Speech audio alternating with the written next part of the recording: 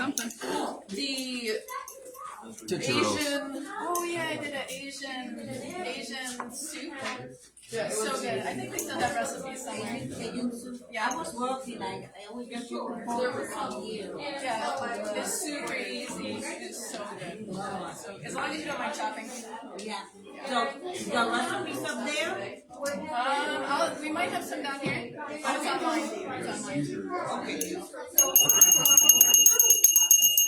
Alright, I'm going to go ahead and start with the recipe as it's getting passed out to you. So I'm going to show how to make these pumpkin cookies. And you'll notice on the recipe that there's some things that say or. So the reason the or is there is because, you know, you can use this or something else, or you can use this or something else. So what you tried was the pre-or stuff. No. So I used the brown sugar with what you tried, and I used the oil with what you tried. But I'm going to show you how to do it to where if somebody's trying to avoid oil and they're trying to avoid, refined sugars, I'm going to show you how to make those. And I'm making them that way because I'm taking these home, and I like it that way. So, but not everybody is used to cookies that are healthy, to where you want to eat one and then maybe another one, but eat 3 of them, probably not. You know, like with these cookies, you might want to eat 3 or 4 or 6 or 5 of them. So, what is it? I'm so happy you explained that, because at first I thought you needed us to have a kayak. Or Yep, that is Mr. Jason Gray for you. Now everybody online knows who you are. Okay, so to start off, we're going to start with some oats. This is just regular rolled oats. You can use quick oats too if you want. Either one works. Oh no, I want to do my liquids first. Okay, go backwards. Go backwards because we're just using one bowl. One bowl.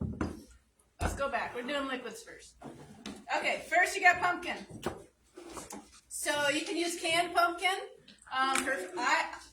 I like to do my own pumpkins. I buy the baby pumpkins when they're in season, and then you just roast them. You wash them really good. You roast them, and then once they're good and cooked, you throw them in your blender, and you blend up the skin and everything, and so it gives it like a nice rich color, and it also you get all the nutrients from the skin of it. Yes, the skin. The skin's in here too. You wouldn't know there's skin in here. There's skin in here. But it gives it that nice rich flavor. But if that's not your thing, canned pumpkin works too. All right, then we have, so where am I? Okay, I put the pumpkin in first, but that wasn't supposed to go in first. You can put it in any order, the liquid. So the liquids is like the second little group of ingredients. So I'm going to put my sweetener in. So instead of brown sugar, you can use date sugar. So date sugar is basically dates that have been dehydrated a lot and then just kind of ground up into a sugar so that you can use it. You can also use, there's other type of sweeteners, but date sugar is probably the most natural non-sugar sugar, because it's not really sugar, it's just dates that you can use, and it's really, really great for people that have, with diabetes and kind of. Man, we got the peanut gallery going over here real good. All right, then we have some molasses. Now that's, this is optional if you are trying to stay away from refined sugar, because molasses is definitely refined. I like the way it tastes, and it just kind of gives the cookies a little bit of depth, but that can be omitted if you need them to. Let's see. Substitute with maple syrup or not? You could put maple syrup in there too if you wanted to. The thing is with molasses is it does have other beneficial properties, even though it's like a sugar, but it has if you're low in iron, it can help with that. Like if you're anemic, they recommend taking I think it's a teaspoon or a tablespoon a day to help with that. So yes, it's sugar, but it's processed. Yeah, it's nutrient packed. It's like condensed to where all the nutrients. They take out of the sugar when they make refined sugar. Yes. So this is the good stuff they take out. Yeah. Mandy can explain it better than I can. Okay, then we're gonna go ahead and add a little bit of vanilla. And then instead of oil, I am using coconut milk. So coconut milk, yes, it is still high in fat. And it's not totally bad fats, but it's kind of like the good, better, best. There's probably something better than this, but it's not as bad as, I don't want to say as bad as. It's better than the oil, but it's not as good as something else could be, like applesauce or something like that. So I like it because it gives it a nice rich taste, and I love coconut anything. I like curries and pumpkin pies made with coconut milk. And my kids like to just eat it from the can if they were allowed to do that. Usually I have to hide the can after I open it, otherwise they'll start messing with it. So once you get all your liquid ingredients together, you just mix them real good.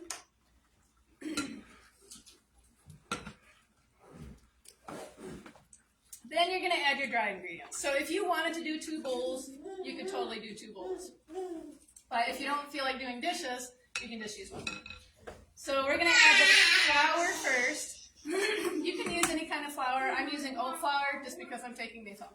But you can use a gluten-free flour if you wanted to. If you are going to use a gluten-free flour for sweets and cookies and things like that, you want to use the Pillsbury brand of gluten-free flour. Just because the way they mix it, it's lighter and airier than like the Bob's Red Mill or like the non-steam, different types of gluten-free flour. Then we have our oats. We'll put that on top. We got some salt here. A little bit of salt. We got our leavening, a little bit of baking powder. Then all of our spices. So we have cinnamon in here, ginger, and just a pinch of nutmeg. Sometimes I've noticed nutmeg, if it gets too old, it has like a bitter flavor to it. I usually get my nutmeg whole from like Amish stores, and then I grind them up, so they're nice and fresh. They're not as bitter. And then we're gonna mix the top part first. All the dry stuff we're mixing together. And then we mix it into all the liquid stuff.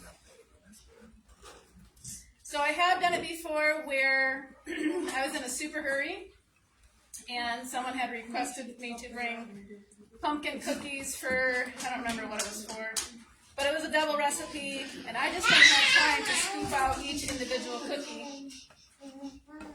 And so what I did is I took some parchment paper and I laid it on my pan and I just dumped all the dough on it. Spread it out and then cooked it like that, so they're like cookie bars. And they turned out really good. You like to put salt in your cookies? Just a little bit. Just a little bit. It brings out the sweetness. It what? Brings out the sweetness. Have you ever heard of people putting salt on their like watermelon and cantaloupe and things like that? Yes. Or like where you take some mango and then you put it in like some spicy, salty, whatever, and it brings out the flavor of the mango. Oh yeah, like cookies, just a little bit. Well, it looked like you put quite a bit in. Yeah, it wasn't that much. It just looked like it.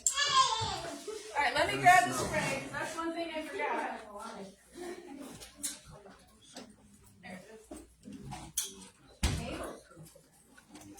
No, a tablespoon would be way too much. That would be really bad. Alright, so once you have it like this, so sometimes depending on your flour, what type of flour you're using, or what type of oats you're using, your batter might be a little more moist, or it might be a little more dry. Now when I made those ones, the batter was a little more drier than what this is, mainly because oat flour, sometimes you have to wait a little while just for it to kind of soak up some of the liquids. I mean, it's still pretty thick, but not like roll it in a ball type thick.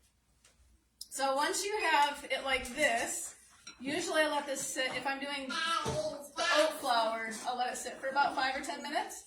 and then I'll make them into cookies just so that, everything's kind of absorbed, if that makes sense.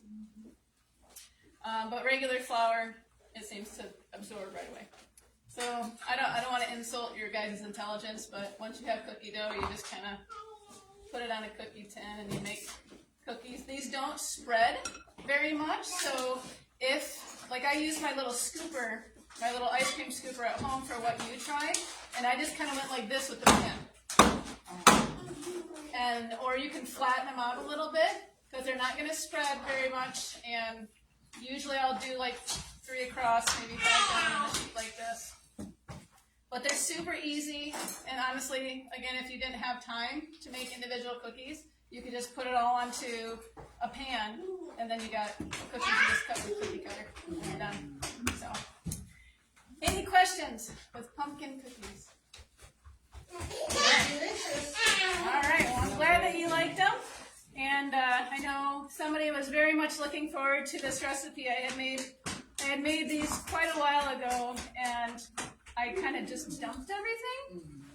Where you're like, you got leftover this, and like, all right, leftover pumpkin. And well, anyway, I had to recreate the recipe so that she could have it. And yeah. Anyway, so hopefully she's very happy about that. Oh, a couple announcements. So first of all, where is she? Oh, there she is. So Miss Serena here, lovely Serena, she has a bakery that she does. She uses it to raise funds for different things. She's got different types of bread that you can buy, and muffins, granola, cookies. Do you do gluten-free options? Sometimes she does gluten-free options. So if you want to take one of these, you can. She's got a bunch of them over there, and usually you place your order, and she usually can bring it on a Wednesday at a class. And from what I've heard, all of her stuff is really good. I can't try most of it because it's not gluten-free. But I'm sure if I asked her to make some gluten-free stuff, she would. One more thing. So we have our sourdough bread class coming up. Please register. Everything is filling up. I think we have about 25 registered already. So if you have not registered, if you want to go and you have not registered, please register, because that will help us to know how many sourdough starters we need to provide. So there's this, and then the week after that we have our gardening class. Please register for that. That helps us to know how many seeds to put out and whatnot. And then one thing that the deadline is tonight. There is a snow ski trip. If this is something you're interested in, please call this number tonight, because tonight is the deadline. So, and I think they still need a few more people to, they still need a few more people. So. In order to get a discounted price. Yeah, in order to get a discounted price, they need 5 more people. Oh, there you go. Yeah, you take that, girl. And what was You can take all of those. Oh, I was gardening. Oh, so. There you go. Yeah, make sure you sign up. Okay, now where do you sign up? Because Okay, so I don't there's a have a cute- computer. I can't do it computerized.